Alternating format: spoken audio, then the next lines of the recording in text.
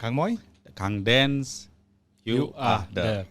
episode 29, 29, Oh, 29 adalah. Itu bahasa ininya. Mesti tetap bukan stabil apa sih namanya? Konsisten. Okay. Berbahasa Indonesia meskipun di Australia dan di Melbourne tetap menjunjung tinggi bahasa Indonesia. Kan bintang tamunya konjen biar poin. Poin udah. Biar naik udah poin. Jadi gini nih, update kita episode 29 ini Kang Moy, apa aja yang mau di-update dulu nih sebelum kita diskusi sama yang lain ya. Update tentang siapa? Tentang saya? Tentang apa saja? Kalau tentang saya sih seperti biasa aja. Apa gimana? Kerja. Kerja. Iya. Semakin sibuk dan sibuk. Mau Christmas. Jadi iya, kan kalau green produce itu pada saat Natal, Christmas itu udah mesti siap-siap. Tapi kayaknya hampir semua bisnis di Australia itu kalau menjelang Christmas itu lagi peak-peaknya gitu. Sama kan saya juga di restoran, di call center, sama kita lagi peak-peaknya. Plus basketball tryout mulai. Oh mulai ya? Mulai tryout. Itu tryout kapan? Tryout tapi cuma baru rep ya? Domestik ya? Baru domestik. Belum pasti tanggalnya karena menunggu Dan Andrew ngasih suggest kalau community itu bisa mulai. Kayaknya sih sekitar tanggal 23 kita bakal mulai. Tanggal 23 mulai tryout. Nah, aku langsung daftarin anak nih. Yoi. Kita balik lagi. Kayaknya udah mulai ya kalau ngelihat situasi di City kita udah balik lagi seperti biasa. Cuman bedanya kita pakai mask gitu ya. Cuman sekarang itu kan di groceries bukan groceries di green produce sama supermarket agak-agak slow down Kang Den. Itu kayaknya sih government-nya kayaknya sedikit bukan kayaknya emang begitu rencananya. Iya, betul. Karena kan kemarin kan restoran udah turun kan. Sedangkan si supermarket kan naik kan.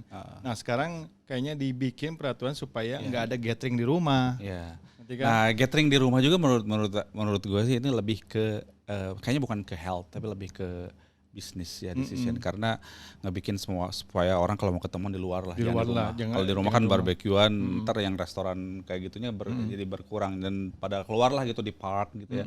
Jadi lebih business minded juga kan. Walaupun mungkin ya banyak health issue tapi ya gitulah gitu ya. Jadi apa nih? Kang Kabayan tangan sama sarungnya kelihatan. Iya dikit.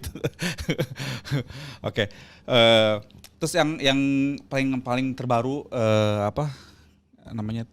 event itu di Amerika kemarin kita nggak sempat gara-gara ada sound issue, otak terpecah kemarin ya. Tapi sekarang udah dites, soundnya bagus. Jadi kita bisa kita bicarain gitu.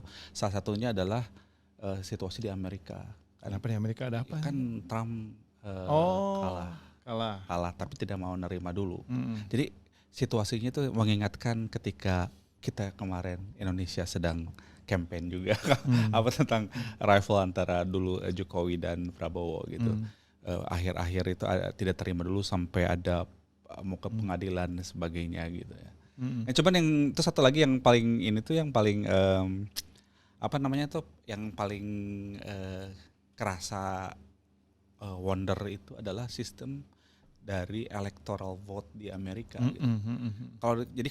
Kalau kita bandingin sistem demokrasinya dengan Indonesia itu, Indonesia lebih demokrasi daripada Amerika. Gitu. Iya. Kalau Amerika kayak main game, kayak NBA. Jadi kalau dia ngerebutin satu vote di suatu state, misalnya untuk menang di state itu dapat 6. Jadi siapapun yang menang, 6 itu dapat artinya apa? Kalau misalnya dia menangnya cuma 51 berbanding 48 gitu misalnya, dia dianggap semuanya ngedukung dia. Jadi nggak dihitung per suara gitu. Jadi itu makanya kasus kemarin Hillary Clinton secara jumlah suara Hillary Clinton menang. Tapi karena secara main game electoral vote. Tapi mungkin nanti ada lah ya bukan fungsi advantage dari sistem itu gitu. Tapi menurut gue sih Indonesia lebih demokrasi lah istilahnya. Poinnya itulah ya. Poinnya itu. Ya terus tadi ngomong tentang balik lagi kegiatan-kegiatan kita yang paling penting itu adalah COVID safe plan di setiap bisnis. Iya.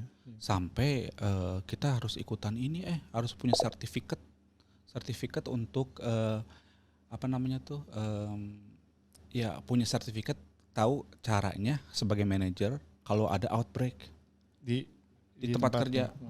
Saya sebagai coach juga harus punya license itu sekarang. Jadi itu salah satu. Di call center juga gitu. Call center juga seperti itu, dan kayaknya semua di grocery juga. Ada. Jadi harus make sure cuci tangan, selesai harus dibersihin. Jadi company itu harus ngasih tahu istilahnya tuh procedural COVID safe plan sebelum orang masuk. Kalau enggak, terus ada outbreak, company-nya bisa di sue juga tuh.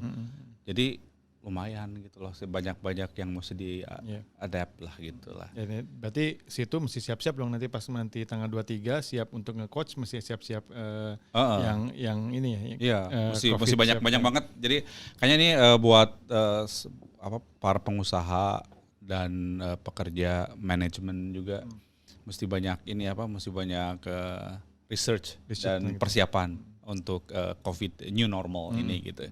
Ini tadi ada yang ngasih message ini dari pertama dari Sati, namanya susah ya, Satya Nugraha. Ini dari awal tuh susah. Hadir Kumadara Mangkandeng Kang Moy. Hadir Damang. Ini ada atau lagi nih yang udah lama kita nggak ketemu. Gimana kabarnya ini Bule Minang Moralobuah. Assalamualaikum. Aduh, hadir sambil nyetir menuju ke Jawa Barat. Selamat siang Kang Den dan dari Kang kemarin Mo. ke Jawa Barat mulu. Iya nih. Iya nih Bule Minang nih kayaknya emang ini ya tapi kalau Bule Minang kan orang Australia. Lagi di sana. Nanti pulang lagi susah lagi nggak tuh? Gampang karena orang Australia. Oke. Kayaknya kita ada update lagi, ada update dari Neng Bella ya, dari Bella. Siap-siap yang Neng Bella ya. Bella itu dari Samarinda tapi karena masuk Kopi Tubuk Podcast jadi Neng Bella sekarang Neng ya. Bella. Siap Neng Bella. Oke Neng Bella, saya serahkan floornya ya, silakan.